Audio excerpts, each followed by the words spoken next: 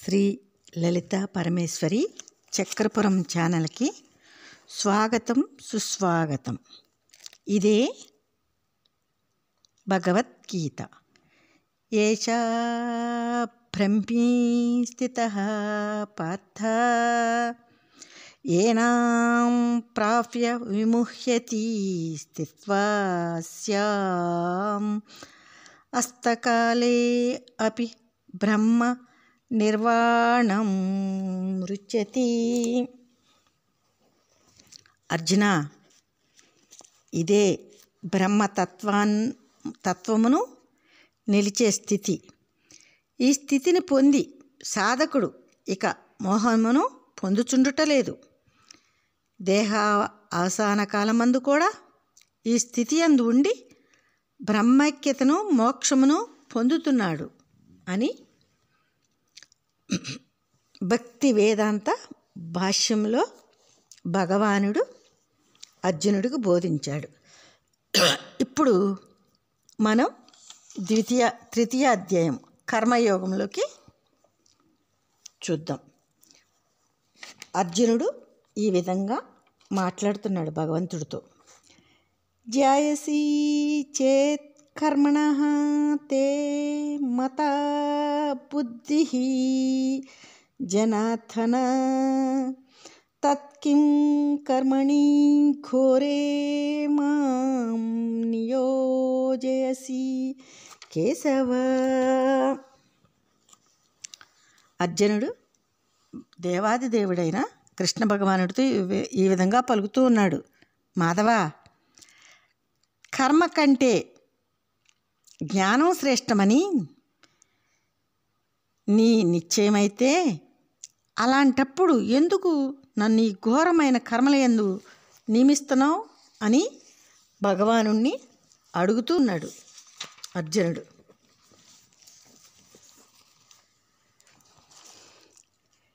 వ్యామిశ్రేణ ఇవ వాక్యేన బుద్ధిం మోహాయసి ఇవ మే తత్ ఏకం వద నిశ్చత్య ఏన శ్రేయః అహం ఆప్నుయాం.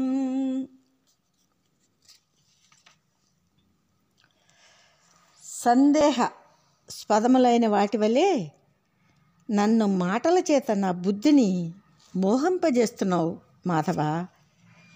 ఏ పద్ధతిని ఆచరిస్తే నేను శ్రేయస్సు పొందుతానో దానిని ఒక్కదాని గురించే నాకు చెప్పు మాధవ అని అర్జునుడు అడుగుతున్నాడు.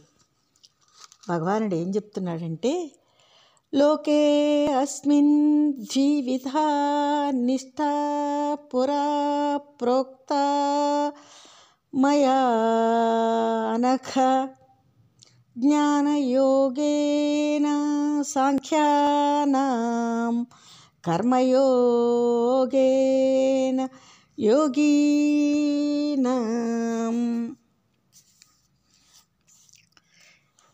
అర్జున,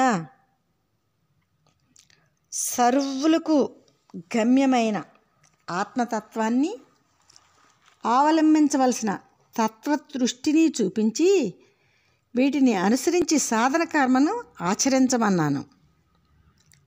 ఇలా ఆచరించేవాడు బుద్ధియుక్తుడు అని కూడా చెప్పాను. సాధన కర్మ అంటే జ్ఞానంతో సంబంధం లేక కర్మల లాంటిదేదో కర్మ అని అనుకుని జ్ఞానం కర్మలను వేరువేరుగా భావించవు. గమ్యాన్ని గురించి జ్ఞానం లేక, దృష్టిని గురించిన తత్వజ్ఞానం లేక దుఃఖాంతంను ఎలా సాధిస్తావు? వారు ఊహించిన కర్మల లాంటి కర్మ కాదని, బాహ్య కర్మ లాంటి కర్మ కాదని ముందే తెలుసుకో అర్జున. మోక్షముని ధ్యేయంగా చూపుతున్న ఈ సాధన కర్మ కామం సకామం అనే మాటలు కానీ జగద్భావం కానీ దృష్టికి రాకూడదు. తన కర్మ కంటే వేరు కర్మ విధించబడట్లేదు. ఆత్మతత్వమునందు కోరికను దృఢం చేసుకుంటూ అంతర్ముఖుడు కావటానికి సాధన చేయాలి అర్జున అని భగవానుడు బోధన చేస్తూ ఉన్నాడు.